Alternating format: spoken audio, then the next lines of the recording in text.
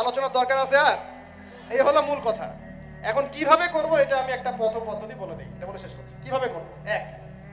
এক নাম্বার ভাই, প্রত্যেক মুসলমানকে কোরআন তেলাওয়াত করা শিখতে হবে। রাজি আছেন ইনশাআল্লাহ?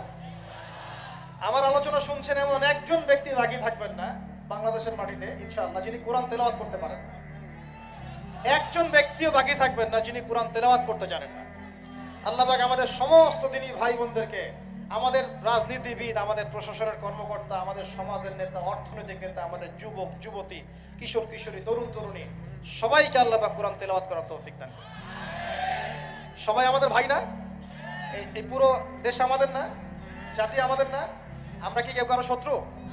আমরা সবার জন্য দোয়া করবো ইনশাআল্লাহ। আল্লাহ পাক সবাইকে কোরআন তেলাওয়াত করার তৌফিক দান করুন। সমাজ পরিবর্তন করতে চান, কোরআন তেলাওয়াত করতে পারেন না, এই ভণ্ডামি চলবে না। এই ভণ্ডামি চলবে না। আল্লাহর ওয়াস্তে আল্লাহকে সাক্ষী রেখে বলেন, এই রমজানে আমরা কোরআন তেলাওয়াত করা শিখবো ইনশাআল্লাহ। কারণ রমজান মাসে কোরআন নাজিল হয়েছে, এই মাসের হক আমি আদায় করবো ইনশাআল্লাহ।